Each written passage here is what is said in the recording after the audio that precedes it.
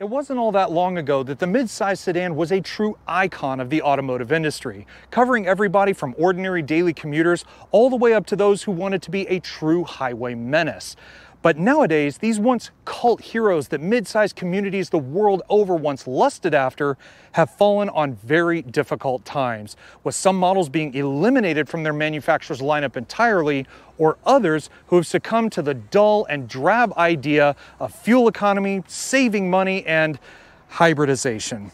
Well, at least that is, except this one. And thanks once again to the Parkway family of dealerships out here in Kingwood, Texas, we're here to explore South Korea's idea of a mid-size sedan that perfectly blends the lines of being comfortable to drive to work and putting a grin on your face at the same time. It's the 2026 Kia K5 GT.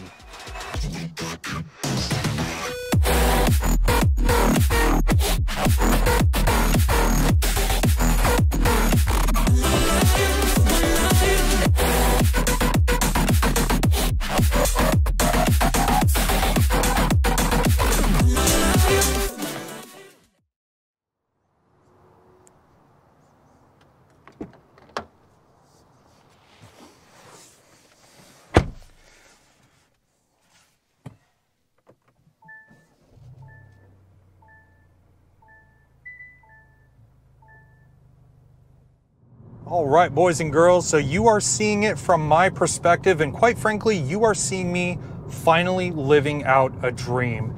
As some of you may or may not know, at one point in my life, I actually had a Kia K5 as my own personal vehicle. Now granted, I only had that thing for about a year and a half, and I put about 11,500 miles on it, but to this day, it was still one of the best new cars, full stop, let alone one of the best Kias that I've ever driven.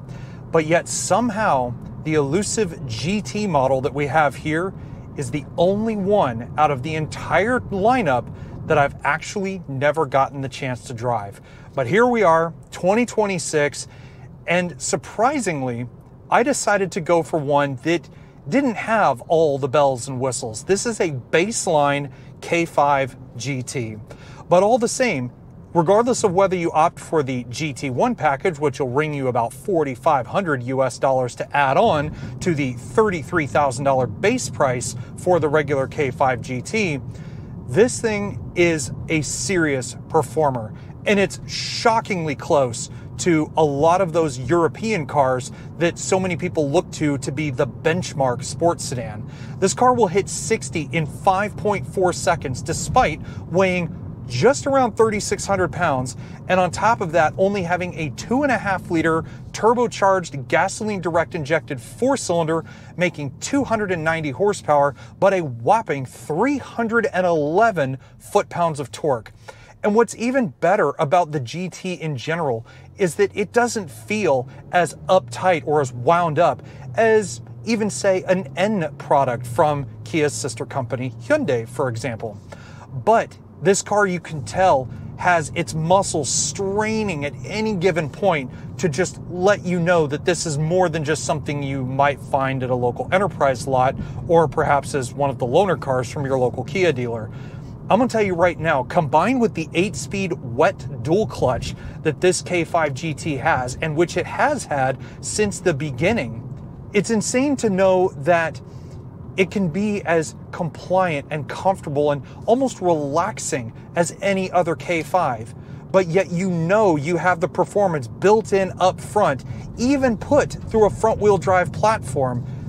You know this thing is something special. And you know, while it doesn't have the most shouted about it all exhaust, or you know, something that just really could raise the hair on the back of any enthusiast's neck, don't think for a minute this car has just become some docile family car. It can perform anytime, anywhere. And what's even more amazing is that at slower speeds, like 30, 40 miles an hour as we cruise through these back streets of North Houston, this car is so much quieter than you would think it would be. Yes, it may have a sport suspension, so yes, your spine is going to not necessarily get rearranged, but you know, you'll feel it. You'll get the little pulsations of all the cracks and crevices and pebbles and everything else you'll feel in the road. But it's not so that it feels like, you know, it's going to tear you in half should you try to mistreat it a little bit. Now, speaking of mistreating, I am not going to pull a Bob Ross and beat the devil out of this thing, but I am curious what it's like when you switch it out of its normal mode, like I had it before, and put it in sport. We'll go ahead and put this 8-speed transmission into manual, knock it down to first gear, and let's let her eat for a little bit.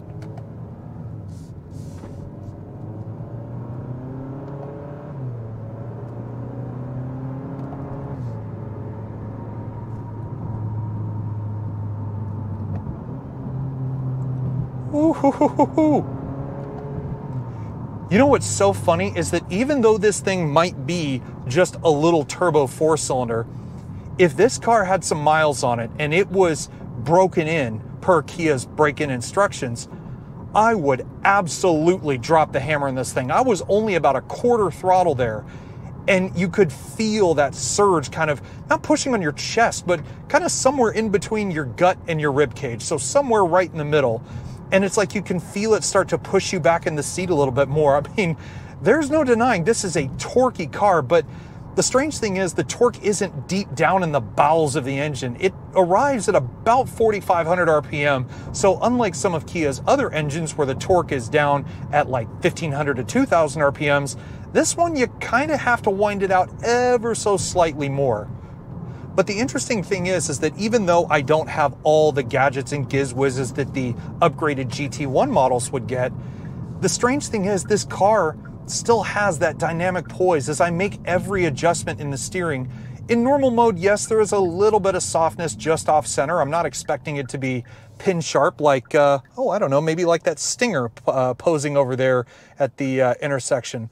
But you can also feel that this car has DNA that was derived, say, from the Stinger. The Stinger was the grand touring car. This was derived from a midsize family sedan, but it was given that grand touring title.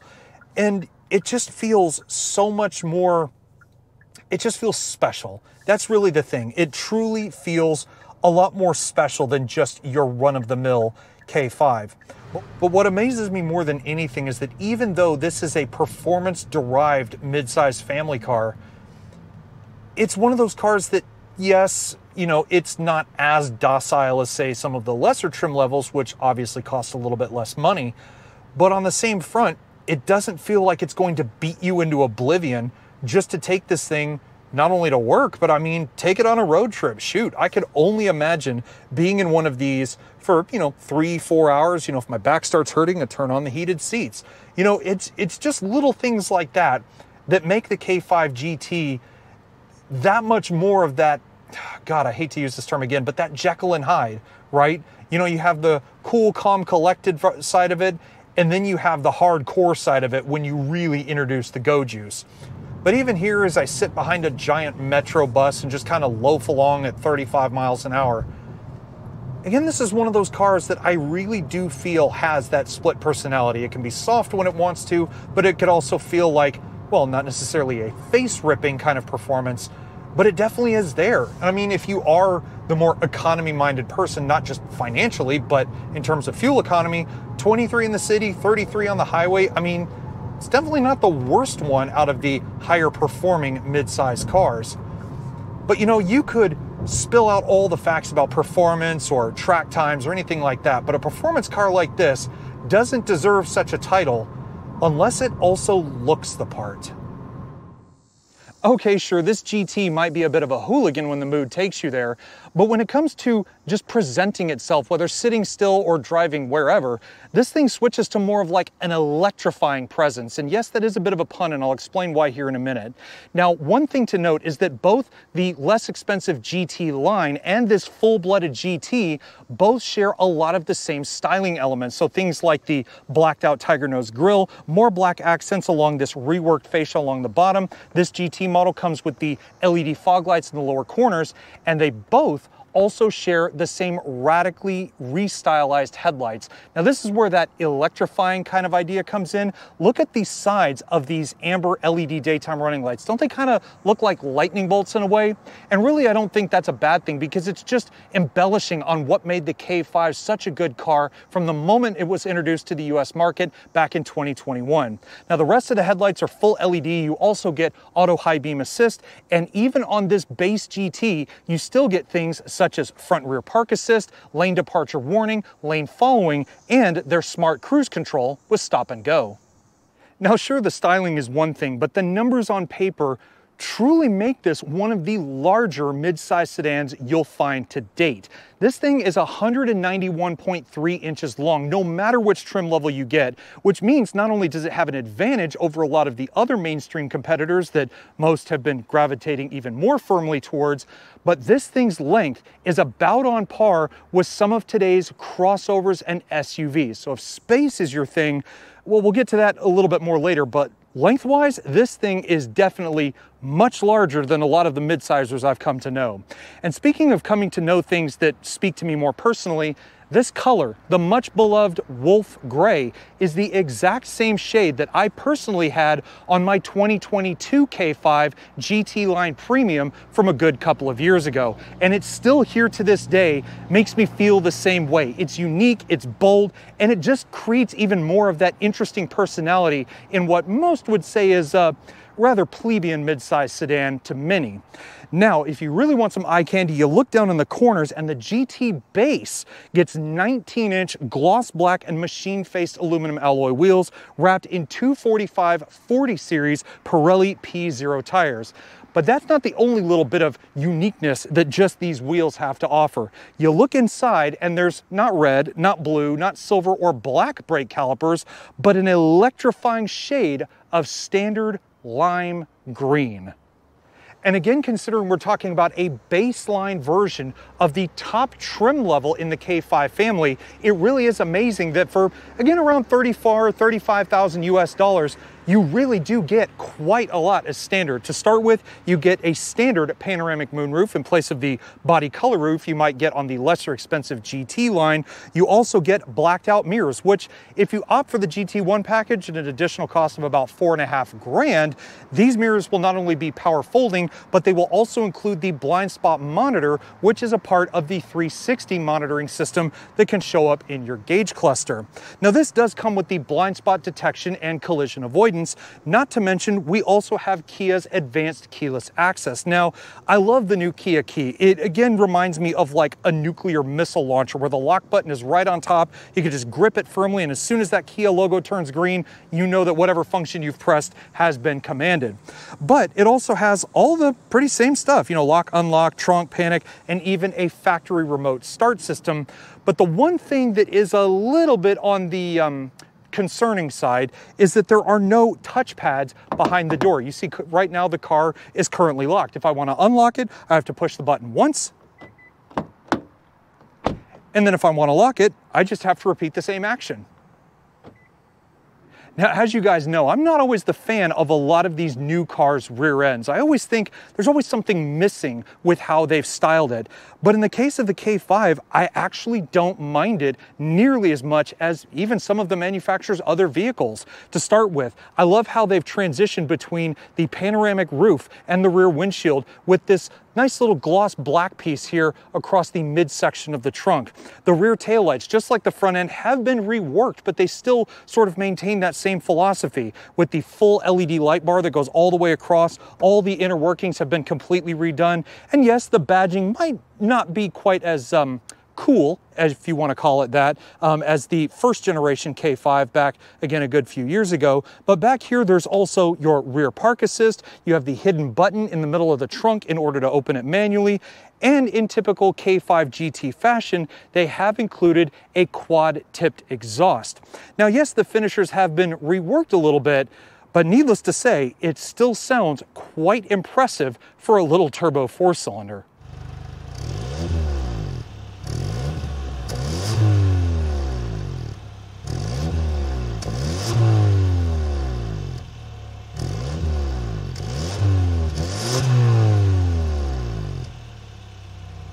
But it isn't even just the styling that can impress the most. It's what happens when you say, pull the key fob out of your pocket. It's kind of an under-promise, over-deliver sort of thing. The trunk might look small, but using that available smart trunk access, you walk back here, let her do her usual thing, and as if by magic, the trunk automatically pops up to reveal 15.6 cubic feet of usable cargo volume behind this car's 60/40 split fold rear seats.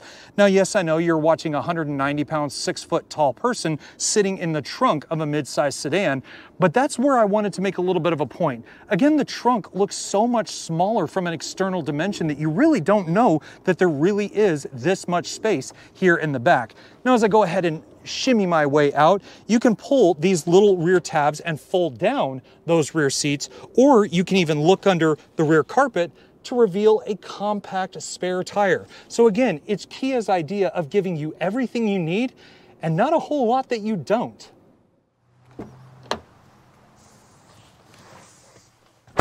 Now, regardless of which K5 trim level you want to get into, there's no denying that from the outside, this car presents itself as a true sports sedan, or at least a very good interpretation of one.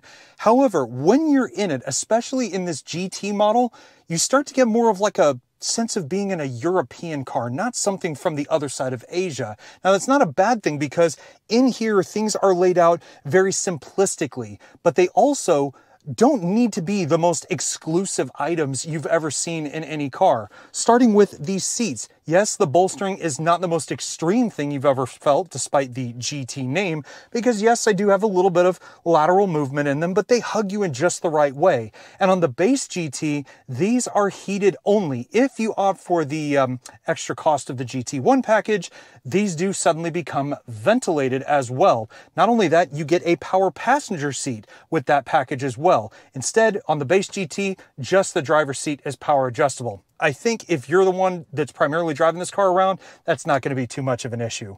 But sitting here as well, the steering wheel is leather wrapped. It has the paddles on the back specific just to the GT model. And I'm not just talking about the fact it has the D shape with the GT badge on the bottom. The GT, again, is the only one to get that. But all of the features across the middle, from your Kia safety sense functions, gauge cluster adjustments, and everything else for your multimedia, I mean, they're all right at the touch of your fingertips.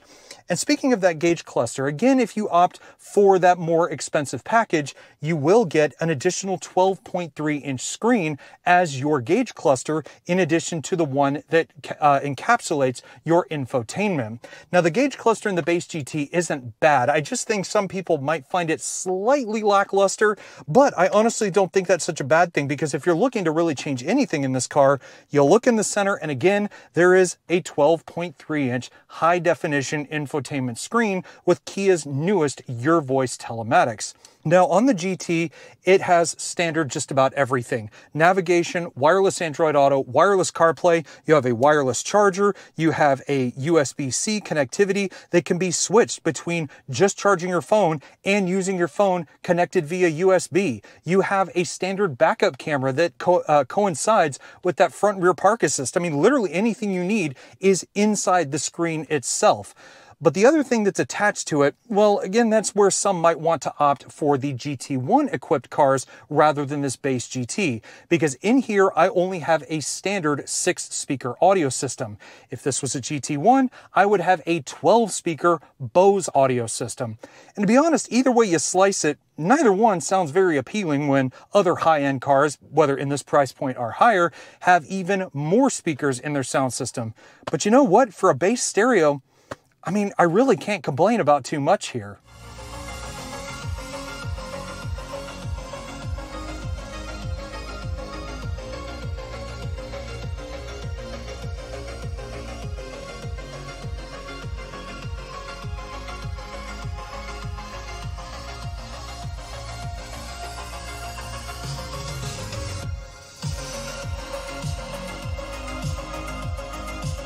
But going back to that more simplistic, sort of European type feeling that I was getting when I first stepped in here, well, that all started when I looked below the screen and I realized that what normally looks like a climate control setup is actually sort of a dual mode setup.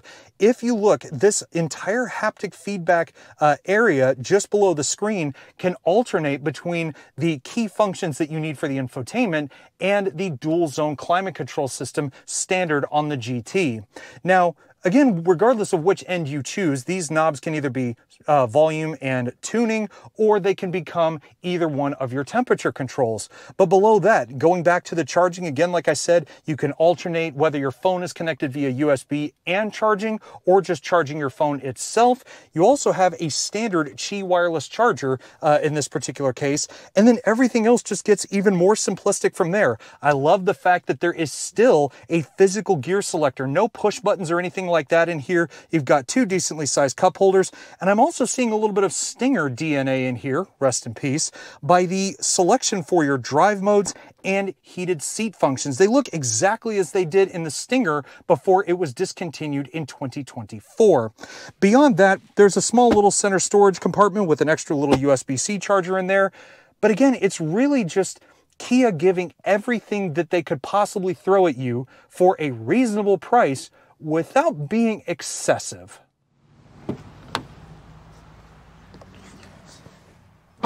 But out of everything that this K5 has to offer, the biggest and best thing for me above everything else is the rear seat legroom. I mean, I've tried so many of these mid-size sedans, and some have been pretty good, some have been rather lackluster, a bit disappointing, if you will, but I'm getting in the back of here, sitting behind myself at 6 feet tall, and I mean, I've never felt this much legroom in any mid-sized car. I always felt like I had to go with something bigger in order to get this amount of room. Not only that, that is bordering on crossover territory as far as the amount of room I have to maneuver around.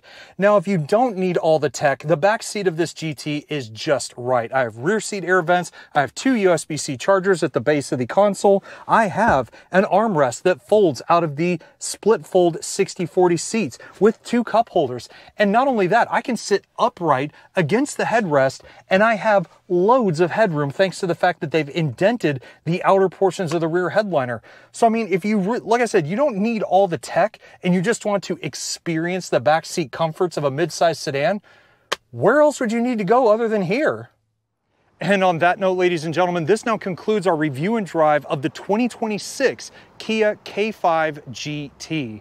And again, before we even remotely talk about final thoughts with this thing, the biggest thank you of all goes out to the Parkway family of dealerships once again out here in Kingwood, Texas. Their generosity has just been off the charts, and this was probably the greatest gift of them all so far. This is a car I have wanted to drive ever since it came out, and now I finally have had my chance. And boy, I was nothing short of impressed. But if you guys love this particular K5, or perhaps you're looking for another one, or any of Kia's brand new selection, check out the description box below where I've included all of the applicable contact info, and be sure to tell them, regardless of who you talk to, perhaps one of my favorite contacts at Parkway Kia, that you heard about the K5 GT and the dealership here on the driveway.